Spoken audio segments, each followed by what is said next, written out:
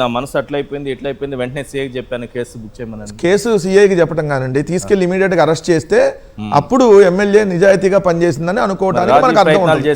15వ తారీఖు ఇన్సిడెంట్ జరిగితే 16వ తారీఖు అరెస్ట్ చేయకుండా 17వ తారీఖు సాయంత్రం 7:30 గంటలకి ఆ వీడియో బయటకు వచ్చిన తర్వాత సోషల్ మీడియాలో ఒక గంటగా విపరీతంగా వైరల్ అయిన తర్వాత నేషనల్ మీడియా కూడా ఎత్తుకొని పచ్చి బూతులు తిడతా ఈ ఆంధ్రప్రదేశ్ రాష్ట్రంలో ఏం జరుగుతుందని కథనాలు ప్రచారం చేసినాక ఎప్పుడో రాత్రిపూట వచ్చి జీబుల్లో వాళ్ళని వేసుకొని వెళ్ళి అరెస్ట్ చేసామంటే ఎప్పుడు జరిగింది ఇన్సిడెంట్? 15 జరిగితే 17 రాత్రికి ఎందుకు అరెస్ట్ చేశారు?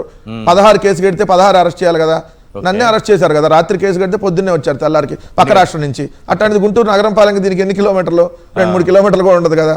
తెల్లారి పక్క రాష్ట్రం నుంచి వచ్చినప్పుడు మరి ఎందుకు రాలేదు? సో ఇదేంటంటే సిసి ఫుటేజ్ కానీ వీళ్ళ దగ్గర లేకపోతే అసలు కేసు లేదు, ఈ డిస్కషన్ లేదు.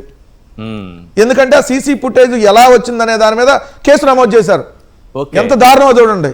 సిఐ చెప్పినటువంటి, సిఐ అన్న ఎస్పీ అనుకుంటా, ఎస్పీ చెప్పినటువంటి వివరాల ప్రకారం మహిళను వివస్త్రణ చేసిన వీడియోలను సోషల్ మీడియా నుంచి వెంటనే తొలగించాలని సామాజిక మాధ్యమాల సంస్థలకు రేఖ రాశామని ఎస్పీ చెప్పారు.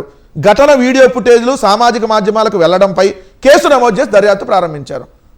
వీళ్ళేంటో తెలుసా, ముందు ఫుటేజ్ కావాలని వీళ్ళు అడిగారు. వాళ్ళు ఎవరు పోలీసులు ఆ ఫుటేజ్ మాకు ఇవ్వండి అని అడిగారు. వాళ్ళకి ఇచ్చుంటే భద్రంగా ఉండేది కదా. సీసీ ఇక్కడ చూడండి, ఏడ భద్రంగా ఉండేది? స్టేషన్ లో కోతులను ఎలుకలు ఉంటాయి కదా, ఎత్తుకెళ్ళిపోయారని చెప్పేవాళ్ళు పొద్దున. మీరు ఇచ్చిన ఫుటేజ్ అదే కదా, అప్పుడు కేసు ఉండేది కదా. సాయికృష్ణ కేసు అసలు ఈ కేసే లేదండి అప్పుడు.